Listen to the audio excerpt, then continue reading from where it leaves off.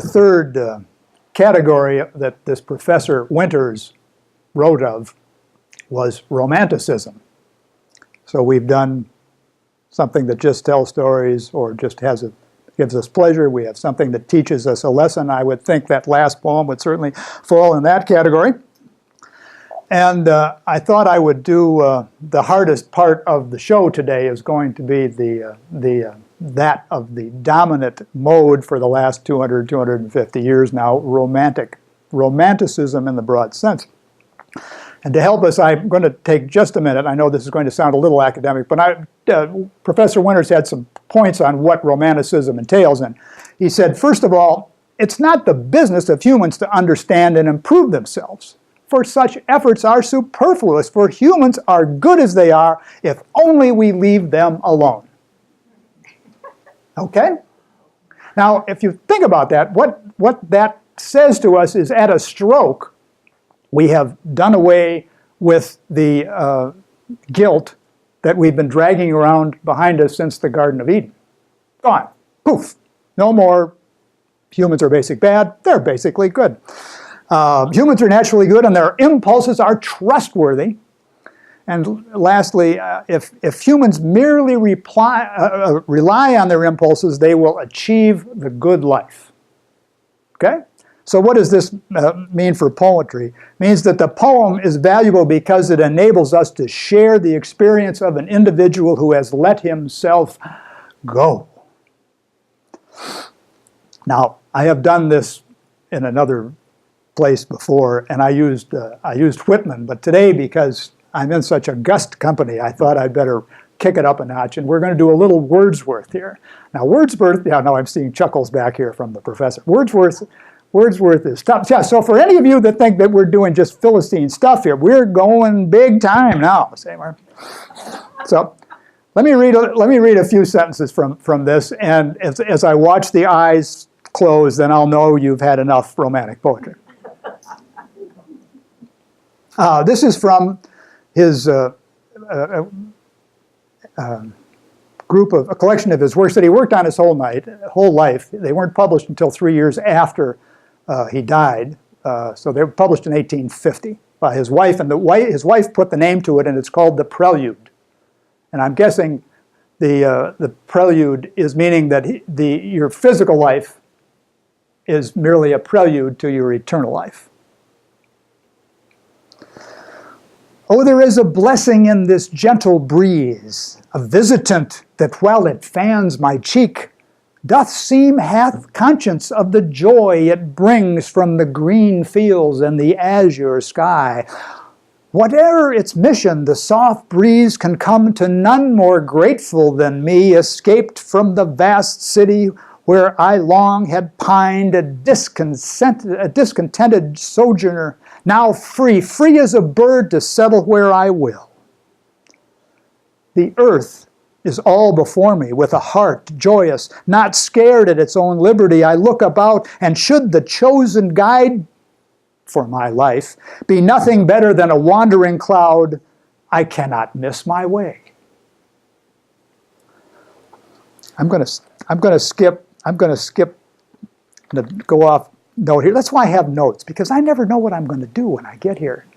I asked my sister yesterday, I said, you got any ideas for a show? My sister's here today, ladies and gentlemen, hiding over here in the front seat.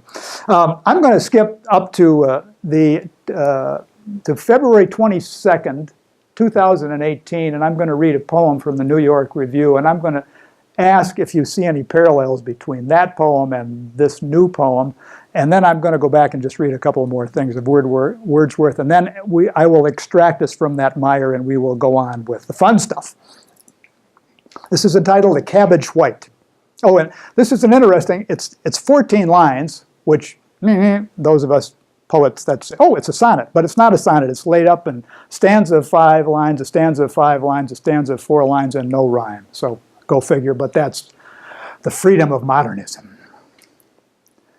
Transported by a sudden gust of wind, not felt by anything except itself, a butterfly, a cabbage white, blows in and dithers through my yard, considering, is this the place to rest?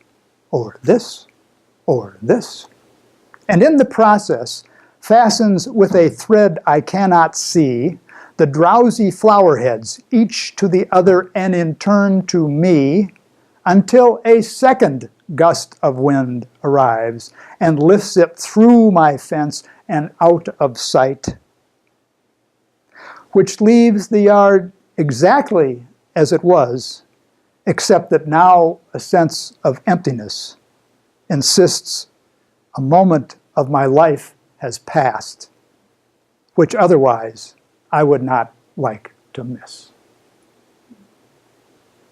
A Cabbage White by Andrew Motion. And oftentimes I have read poems written by females, but I try to share, I wanted to do a male poem here, because this is a very, well, what do we think of this? Do we like this? Do we, yeah? Sweet? Okay, I'm going to go back to Wordsworth. Back to the Prelude, and this is book 3. He's now matriculated at Cambridge, and I would say that maybe it was Cambridge that really pushed him over the edge, but then the good Professor Dornberg spent a year at Cambridge on a scholarship, which is no mean feat to get, by the way, and he hasn't turned out this way, so it's not in the water at Cambridge, I guess. And here I have retraced my life and told the tale of matters which not falsely may be called the glory of my youth, of genius, power, creation, and divinity itself I have been speaking, for my theme has been what passed within me, not of outward things, done visibly for other minds, words, signs, symbols, or actions, but of my own heart. And this leads into Dr. Winter's conclusion that none of the 3 types of poetry were adequate, that there should be a 4th category, which he calls moralism. Now, I wish I knew Dr. Winter, because I've been doing something that for 13 years or more, that I call narrative verse with an attitude. So we're going to go back and do that kind of stuff, which is more in the line of what Dr. Winters thought it should be. And I've done this poem before, but I'm going to do it quickly because it's just kind of one of my favorites. It's called 10 Feet High. This is one of my own. When we were kids, Leo was our hero. He would shoot baskets for hours in the alley behind his parents' garage. You could hear his pounding dribble a block away. We'd get our ball and walk over and ask meekly if we could share the court. Leo always said yes, even though he was on his high school team and had to practice every day, even in the snow. We kids would play 21, shooting from set positions, each progressively farther from the net. Leo would continue his solo drill, dribbling and shooting from all over the court. I don't think we knew back then that the rim of the net was exactly 10 feet off the ground. The one thing we did know was we wanted to strive to shoot and move just as well as Leo. Today, hoops are mounted on adjustable poles, an insidious egalitarianism posing as benevolence. It's symptomatic of our innervated culture that now everyone can dunk the ball, and heroes are passé. That's called 10 Feet High. That's in my thanks, ladies and gentlemen. Now, I am going to throw in a quote from Aristotle here in his book Poetics, which I think falls within our rubric of topic today. 3 sentences. He says at 330 BC. Go back to the Cabbage White. What is the speaker doing in the Cabbage White? Speaker is doing absolutely nothing except observing.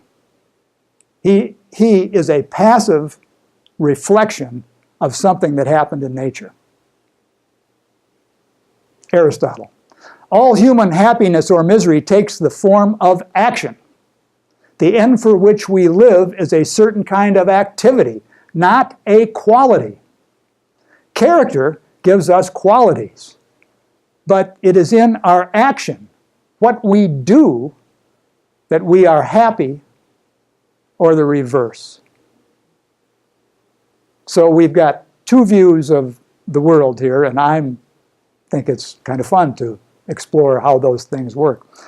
Let me do a little more narrative verse with an attitude.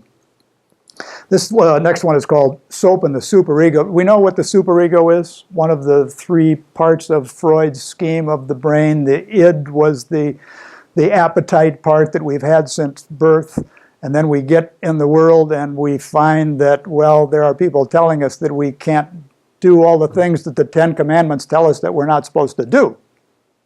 Okay. And then there's the ego in the middle that has to mitigate between these demands. You know, do I go chase this young lady, or shouldn't I because she's married, or all these sorts of things. Anyway, this is a true story. Well, this is almost a lyric poem as opposed to a narrative verse. Soap and the Superego. Guilt and hot water flowed over me as I tore the wrapper off the new cake of soap. Bemused, I stood motionless in the shower, eager to be cleansed, both in flesh and fleeting shame. For many years now, it had always been that way. Chagrined not because I opened a fresh bar, but because I discarded remnant of the old. Yes, my parents had done their jobs well. Anybody? No, this no. Reared during World War I and tempered in the Great Depression, both father and mother had their characters forged in frugality, wrought of an era where nothing could be wasted. Accordingly, I too was imbued with a parsimony and taught to alloy a soap remnant with the fresh new bar, a nuisance at which I chafed and swore one day to abandon. Now, all grown up, I defy those pangs of conscience and feel a surge of triumph as I resist those demands, ruefully admitting that only through such nurturing, such creation of guilt, can humankind survive. Soap and the Superego, ladies.